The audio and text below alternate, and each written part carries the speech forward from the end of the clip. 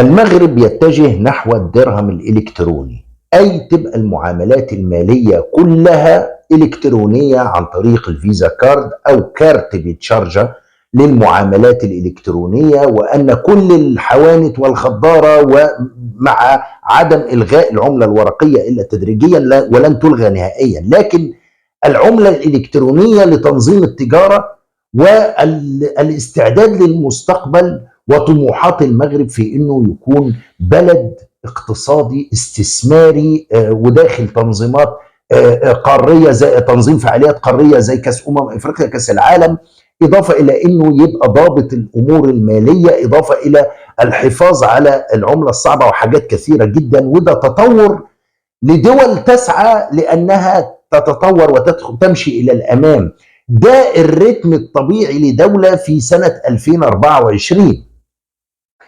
في الوقت نفسه تلقى الجزائر حيسين ومندسين مع الدينار اللي عليه صور المجاهدين والشهداء شبه كاسيتة جيل جلالة والمشاهب زمان، الفرق الغنائية البندات دي، الدينار اللي قد ودن الجاموسة.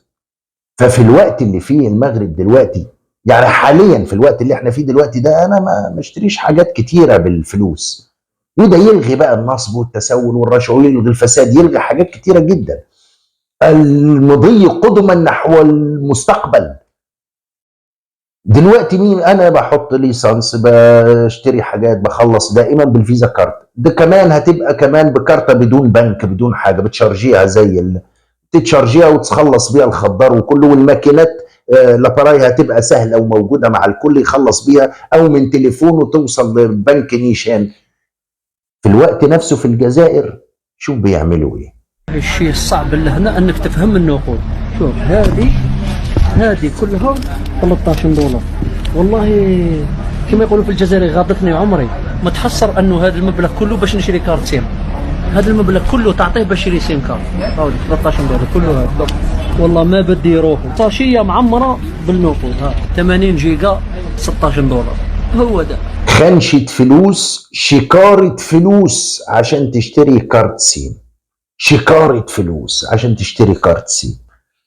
في المغرب بشتريها انا بخلص فواتيري كلها بالتليفون من ابلكيشنات البنك. دلوقتي حتى عاملين مثلا زي عندي في البنك بطاقه اسمها بطاقه بناتنا، بتشارجيها ممكن تديها لمراتك لولدك لحد هو يخلص بيها هو ويستعملها، وكل ما يحتاج فلوس شارجينه، قالوا عايز فلوس ابعت له على التليفون وهو يسحب من الكارت جيشي او يخلص بيها عند البياع. البنوك بيعملوا حتى كروت كده للاسره، يعني انت بقى تتحكم فيها من تليفونك. ده موجود في المغرب من سنين عادي، والناس تلاقي واحد ماشي يقوم محود على الكارت جيش يسحب 100 درهم على قده، والباقي بيتخلص بالفيزا كارت عادي، وتحطها على الماكينه بالويفي تيك السلام عليكم وعليكم السلام. وده شغال في كل الدنيا دلوقتي. احنا سنه 2024 في الجزائر لسه شغالين في الكواغت الاوراق بتاع قد ودن الجاموسه دي، عشان يعرف يزيف ويسرق فيها. ما هو عبد المجيد عايزهم يعيشوا حاطين ايديهم في جيوب بعض، شوف بيزيفوا ويسرقوا ازاي. اهلا صباح الخير حسين. شوف الناس الحرمه كيف راهم يسرقوا في الدراهم حسين، راهم يثني لك 200,000. شوف شالين في الدراهم. انتبه دايرين لها سكوتش باه نتايا كي تبدا تعدها على 2 مرات. ها هي وين بالسكوتش تاعها. انتبه خطره اخرى باه تحط البال في الدراهم ولاد الحرام واش راهم يديروا. انتبه يا حسين انتبه. ابو ابعث لي النمرو ذاك تاع السيد ذاك العمريه ذاك ما لقيتوش عندي. ابعث انت باش راهم دايرين حسين؟ هذاك اللي بعثوا الكروسه تاع العمريه دايرين في كل بكيه ثلاثه هكذايا وثانيينهم. شوف انت فين وانا فين يبان لك الفرق يا مسكين. ده مثل بيقولوه في المغرب. شوف انت فين وانا فين يبان لك الفرق يا مسكين. عايز فيديوهات من دي كتير عن بؤسهم؟ اجيب لك فيديو عن جيشي شباك فلوس ATM عاملين عليه جرياج. اجيب لك فيديو تاني، ودي فيديوهات منتشره موجوده، فيديو تاني لواحد واقف قدام الكارت جيشي، قدام الجيشي شباك الجيشي، يقول لهم ما فيش فيها فلوس، انا عايز فلوس، ما بتطلعليش غير مش عارف 100,000 ولا انا عارف كام، انا عايز فلوس، ادخل اشد الصف جوه عشان اسحب فلوس. اجيب لك الجيشي وهم مكسرينه ومهرسينه ومفيش مش موجود وقاعدين يقلبوا مش لاقيين. اجيب لك فيديوهات النصب بالفلوس دي، عشرات الفيديوهات نشرت بعضها امبارح. اجيب لك ايه ولا ايه في بلد المفروض انه قوه ضاربه وكان رايح بصحه وجهه واخد معاه اوراقه عقد الازدياد وشهاده السكنه ورايح يدخل البريكس. البريكس اللي ما عندوش ده لسه يلا بيقول لهم الشراء الالكتروني هيعمل لهم فيزا كارت. اجيب لك فيديو لواحد سعودي بيقول لهم ما لقيتش ازاي اخلص بالفيزا كارت في الجزائر، بقيت اروح المطار يوميا عشان اسحب فلوس من الاي تي ام. مفيش غير بتاعه المطار بس اللي بتحول عمله، اسحب من حسابي في السعوديه قالوا لي في المطار بس، ارجع كل يوم من الاوتيل للمطار عشان اسحب فلوس وتطلع له حد محدد عشان يجي كل يوم، لازم تشوفه كل يوم. شوف انت فين. المغرب قاعدين دلوقتي في جدل ونقاش من اجل الدرهم الالكتروني وتوافق عليه في البرلمان. والدرهم الالكتروني دلوقتي احنا من دلوقتي اصلا بالدرهم الالكتروني، وانا بشارج التليفون بقى ضوء الماء كل حاجه تربك تربك تك تك تك تك.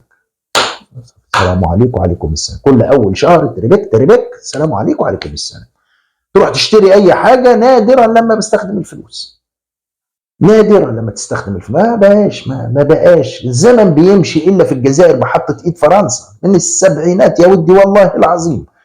قالوا لهم ناس في التلفزيون الفرنسي في فيديو نشرته لك امبارح بيقولوا لهم احنا سيبنا لكم بلد متطور، بلد زي بني ادمين ربنا مساوي للي جواركم. النهارده شوفوا انتوا فين، دمرتوه وخلفتوه بالشعارات بقى. بس المهم عندهم شهداء والمهم عندهم سواء. واللي راح الامم المتحده يقول لهم جيت لكم بزي اجدادي. عالم عايشه في زمن، في عالم موازي. زي اجدادك ايه؟ ده انت ببدله وكرافته بس حاطط عليها سلهام.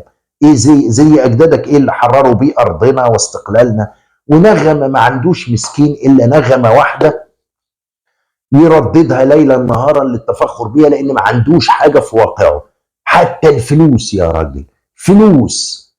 قاعدين لسه عايشين بالورق بنصب بتاع الخمسينات والستينات، بلد بحطة ايد فرنسا. التخلف كلوا، ولسه قاعدين يصرفوا على البولوزاريو، ولسه قاعدين مهتمين بالبولوزاريو والشعوب المقهورة. وانا مش شايف بصراحة في حياتي اقهر من كده.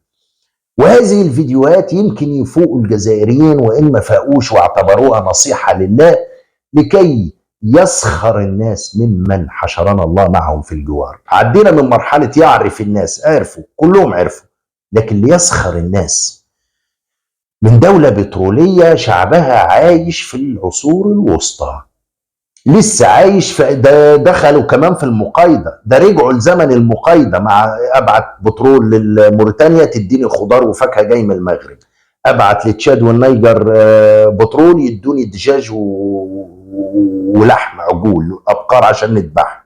وعايشين عيشه يا ودي ربنا ما يوري حد. بس خلاص دي الحكايه. نشوفكم على خير.